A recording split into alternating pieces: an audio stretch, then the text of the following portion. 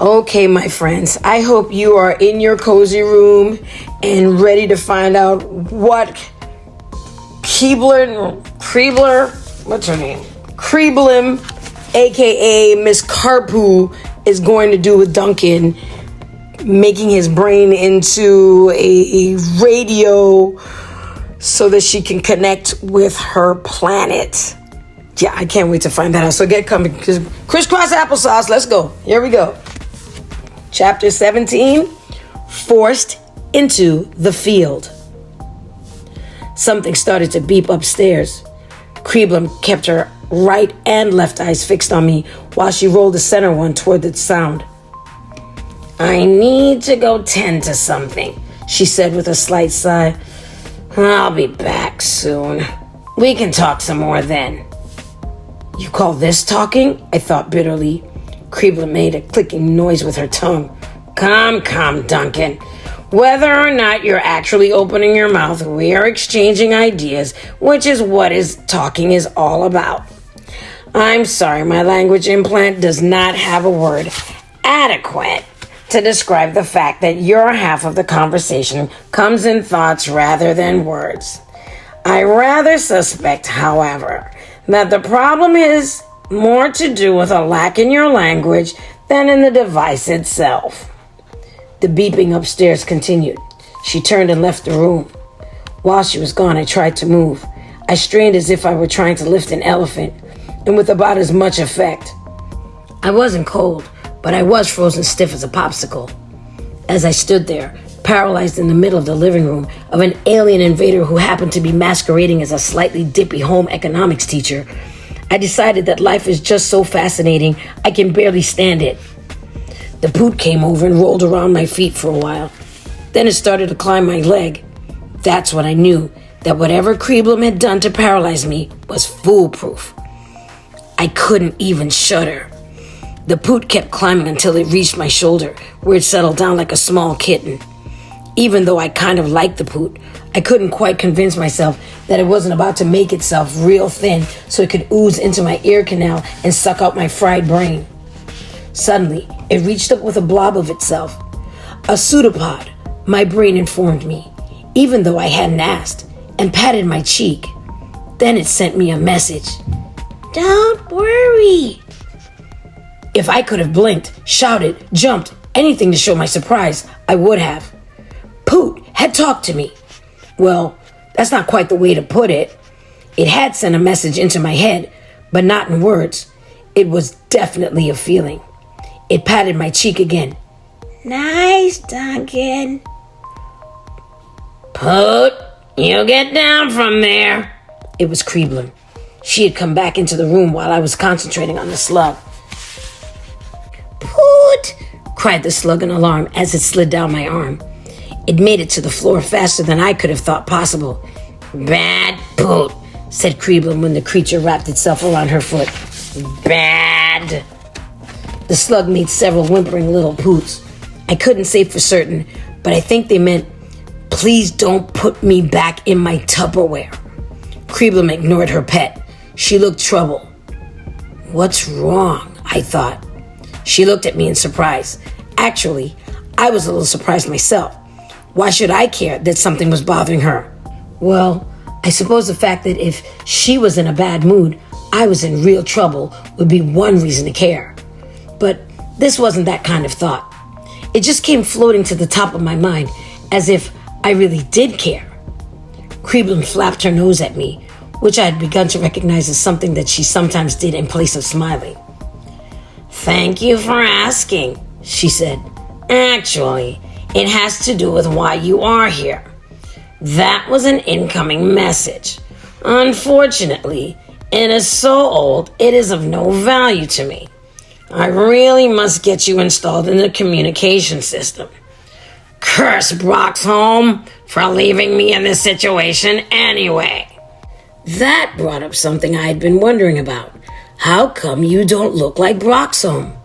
Kreeblim smiled. The universe is a very big place, Duncan. Broxholm and I come from very different planets. Different star systems, actually. We are part of an intercultural group performing a major study on your planet. Really, you humans are the most fascinating species. You have the greatest brain capacity of any animal in the galaxy, yet you behave like total idiots. Hey, I thought at her. Creblum just clucked her tongue. Oh, really? Duncan? You're bright enough now to know that's true. There isn't another intelligent species in the galaxy that treats its whole planet like a sewer. No one else lets their children starve. Virtually every other intelligent species gave up war centuries earlier in their developmental cycle.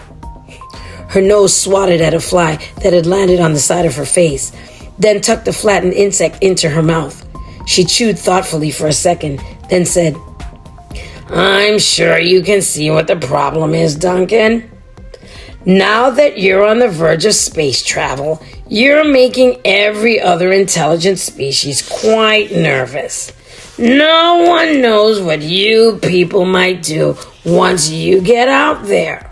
That's why we're studying you, dear. We have to figure out what to do about you.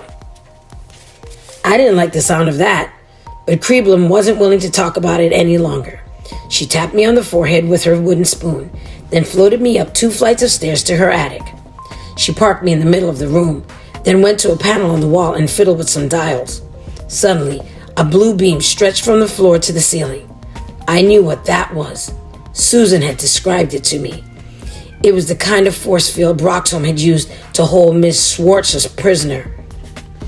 This is where you'll be staying for now, Duncan, said the alien. No! No, don't be silly. It won't hurt you.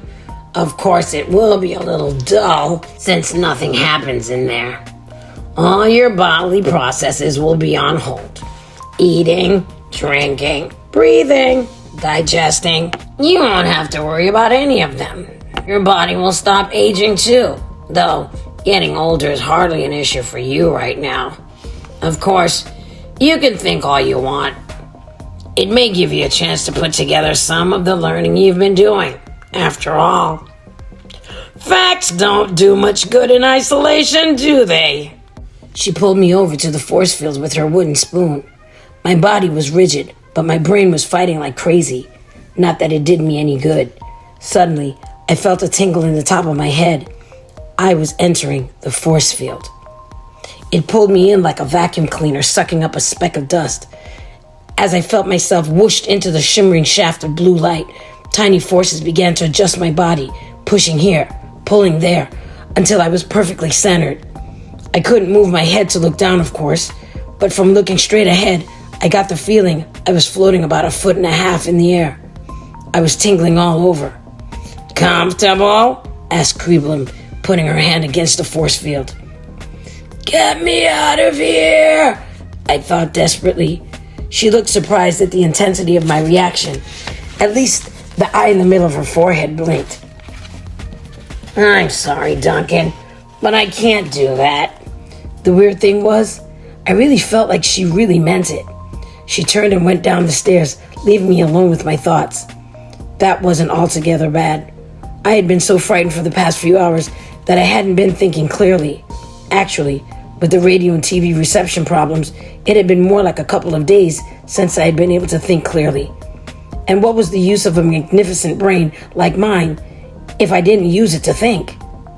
Unfortunately, all I could think about was what Creblum had said. The thing about the other intelligent species in the galaxy trying to figure out what to do about us. I was frightened and ashamed. I had read a lot of history in the past few weeks, along with everything else, and it wasn't a pretty picture. The idea that someone from outside had been watching all that, had been watching us bumble along, blowing each other up, starving ourselves when there was enough food for everyone, poisoning our own air. Well, it was embarrassing. It certainly is, said a voice in my head. I felt a shiver of fear. Was I losing my mind? What was going on here? Who is that? Come on, Duncan. Don't you know who I am? Who is it, my friends? Who do you think?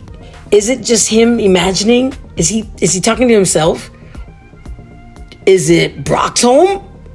Who is it? Who is talking to him in his brain? Okay. I think we should take this minute and go get a snack. Everybody get up, go get some water, go get something. Carrot stick, something. I don't care what you get.